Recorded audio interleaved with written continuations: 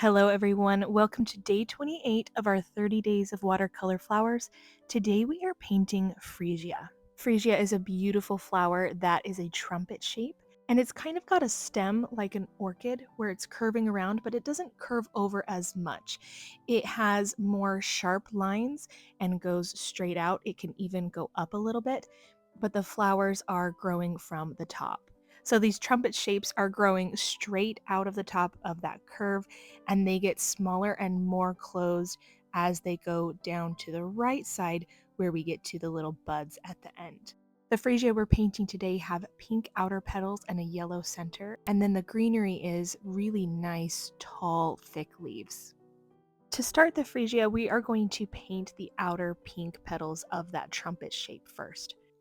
I've mixed up some pink and orange in a light wash for those outer petals of the trumpet, and I am placing them kind of in little moon shapes and then switching it up here in the back. I just want a really open center and ruffly petals in a generalized circle.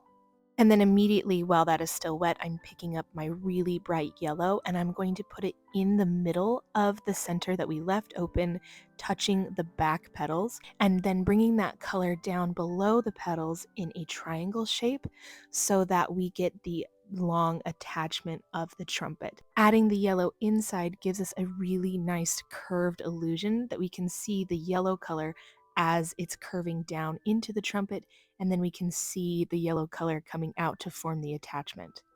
The flower that I'm painting now, we cannot see the center because the flower is a lot more closed. As we get farther along to the right, it's going to be smaller and smaller and more closed. So we are going to make longer shapes for the petals and make the entire thing a little bit more thin.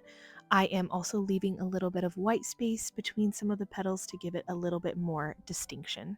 Now, I wanted to paint one more flower in that same way that we painted the first flower, very open and big. It's a little bit lower so that we can get even more of a curve to our stem. And I've painted those pink petals very open, adding the yellow to the middle and the yellow triangle to form the full trumpet. I'm just really focusing on doing short, kind of pointy strokes for these smaller flowers, and then adding the yellow triangle at the end while it's still wet, so we get a nice gradual bleed between those two colors. I'm going to rinse my brush off really well and start mixing some color for the greenery. My favorite mixture is sap green and yellow ochre. So to get the right look of the freesia greenery, we need a really long and straight stem. Now usually I add a little bit of curve to my stem unless it is like a signature of that flower. So this flower, it has a very nice and straight main stem, and then it's got kind of a wonky curved pattern. It doesn't always have to have a really nice clean curve like a bluebell or an orchid, so it kind of has these more jagged lines between the flowers and tends to stick straight out versus curving all the way down. All of the flowers and the greenery, like the little buds, are coming off the top of the stem, so make sure none of them are coming off the bottom. And you can see here sometimes when I start to attach the greenery to the flowers, I like a little bit of the bleed because the flowers are still wet. But if the green ever is too much into your flower, clean your brush and with a damp brush, kind of pick up that color, dab your brush onto your paper towel, and you can keep picking up more paint until it's all the way out to your liking, and then you can even put some more of your original color back in. For the leaves, I'm painting these really long, thick leaves, very similar to a tulip, and I'm going to have this one on the right kind of mimicking that curve on our main stem, and then I'm going to have a leaf on the left that's a little bit bigger and thicker and more straight, so it gives it a little bit of balance. I like when there's an uneven texture to my leaf, so you can see the leaf on the left and the right has some darker areas of watercolor, some really light areas, and some areas where I kind of picked up some of the texture from the watercolor paper, and it's a little bit, the white is a little bit showing in the paper. I really like that. And then you can pick up some more sap green while everything is still wet and drop that in so we can get our mid-tone color. I like to think of my first initial wash as my light tone color, so I always make sure it's pretty light. And then while it's still wet, I drop in my more mid-tone color to get a really nice gradual blend. Now that our flowers are dry, I'm going to pick up some more alizarin crimson in a just slightly darker tone to add more contrast and interest to the ends of the petals.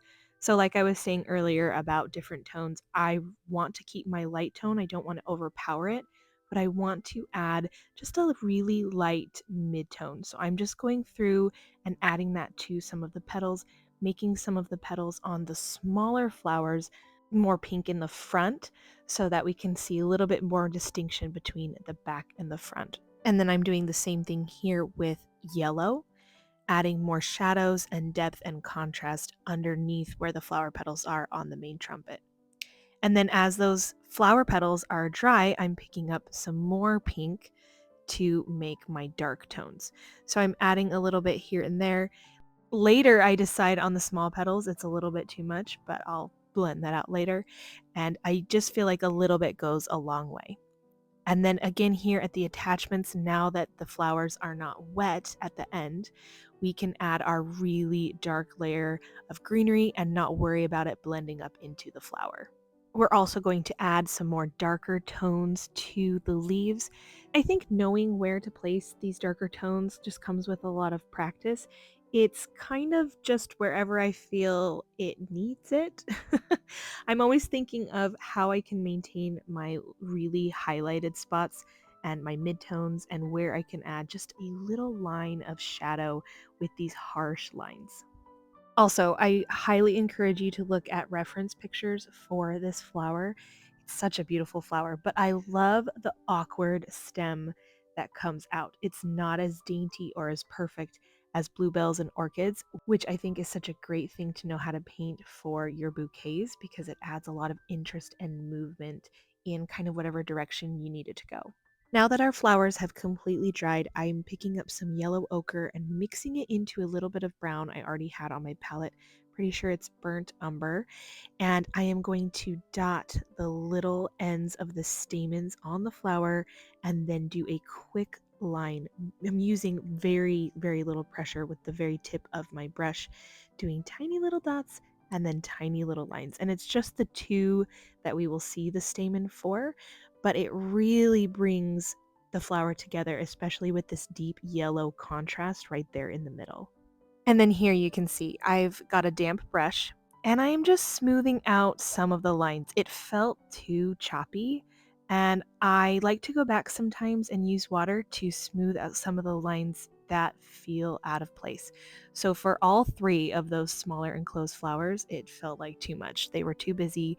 So I'm just using a damp, wet brush that is clean to remove some of that paint, move it around. That's the beautiful thing about watercolor. Now that our flowers and our leaves are done, we just need to add a little bit more contrast to those center stamen. So I'm picking up a high concentration of the burnt umber brown color, and I am just doing tiny dots next to the dots I've already done, and that makes them pop even more, gives them a lot of depth. And with that, our beautiful freesia is finished. Now, the best part is we get to add it to our watercolor flower guide, and I cannot believe it is already day 28 because that just flew by.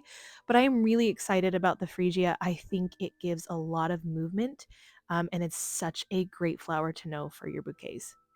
Thank you so much for being here for day 28 while we painted freesia. It is one of my brand new favorite flowers to paint, and I will see you all tomorrow for day 29. Bye.